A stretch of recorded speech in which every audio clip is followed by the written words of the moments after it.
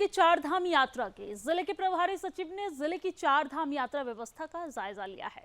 जायजा लेते हुए उन्होंने अधिकारियों को सभी काम तत्परता से करने के निर्देश दिए और किसी भी आकस्मिक परिस्थिति में हर तरीके से तैयार रहने को भी कहा गया है।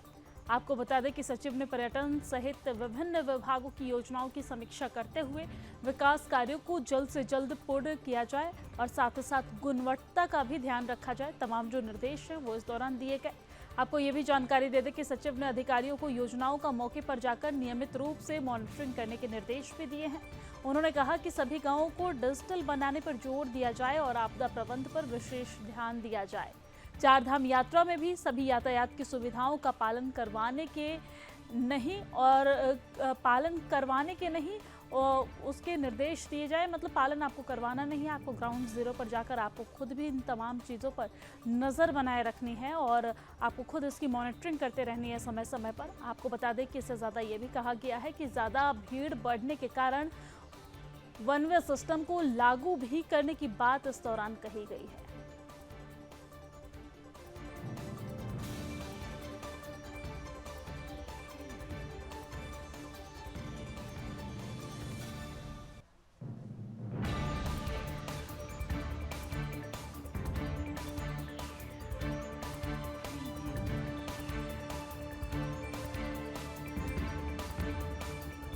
जहाँ पर आप तस्वीरों के माध्यम से देख सकते हैं, यहाँ पर समीक्षा बैठक चल रही है तमाम मुद्दों को लेकर, चाहे वो चार धाम यात्रा हो या फिर मानसून के सीजन आते ही जिस तरीके से उत्तराखंड में स्थिति बन जाती है उसको लेकर यहाँ पर समीक्षा बैठक चल रही है। तमाम अधिकारी पदाधिकारीगण मौजूद हैं, जिला के जो प्रशासन है वो इस बैठक में मौजूद हैं। सचिव के द्वारा ये बैठक की गई और इसमें चार धाम यात्रा के जायजा भी लिए गए। आपको बता दें कि चार धाम यात्रा को लेकर किस तरह की परिस्थिति जो है वो पूरे प्रदेश भर में बनी हुई है, इसको लेकर बातचीत अधिकारियों से करते सचिव नजर आए।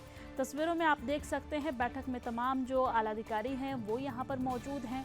तमाम विषयों पर खास तौर पर जोर दिया गया है। उनमें गाँव को डिजिटल बनाना, आपदा की स्थिति से कैसे निपटना है इसको लेकर, चार धाम यात्रा में किसी तरह की कोई परेशानी है उससे कैसे निपटना है इसको लेकर, तमाम जो योजनाएं चल रही है उसकी मॉनिटरिंग को लेकर, तमाम योजनाओं को जन जन तक पहुंचाने को लेकर, इन तमाम विषयों पर यहां पर विस्तार से चर्चा की गई है। इस समीक्षा बैठक में जो तमाम अधिकारी मौजूद रहे हैं उन्होंने किस तरह की स्थिति ग्राउंड पर है उसका लेकर भी जानकारी यहां पर साझा करते नजर आए। ये तस्वीर आप देख सकते हैं जहां पर सचिव की अध्यक्षता में ये बैठक चल रही है।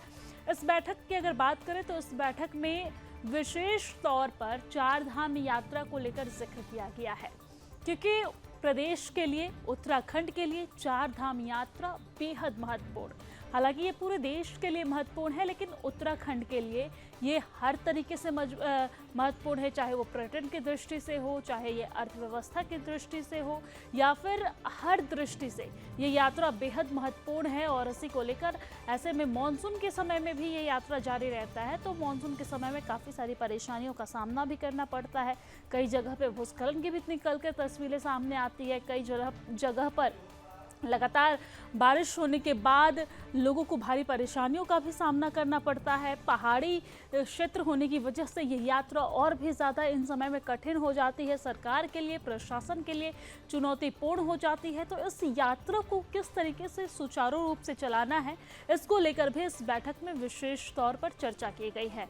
आप तस्वीरों में देख सकते हैं कि यहाँ पर किस तरीके से तमाम जो अधिकारी हैं उनको निर्देशित करते सचिव नजर आ रहे हैं और साथ ही साथ इन चार धाम यात्रा के अलावा गांव को डिजिटल बनाने पर जोर दिया गया है। हम सभी जानते हैं कि प्रधानमंत्री नरेंद्र मोदी का एक मिशन है कि जल्द से जल्द देश को डिजिटल भारत बनाना है और डिजिटल भारत बनाने के लिए सबसे महत्वपूर्ण है कि हर गांव को, हर क्षेत्र को डिजिटल बनाया जाए। और यही वजह है कि जहां पर बीजेपी शासित जो मुख्यमंत्री हैं वो इस मुद्दे पर विशेष तौर पर जोर देते नजर आते हैं और गांव को डिजिटल बनाने पर फोकस उनका रहता है। तो इस बैठक में इस पर भी विशेष तौर पर चर्चा की गई है।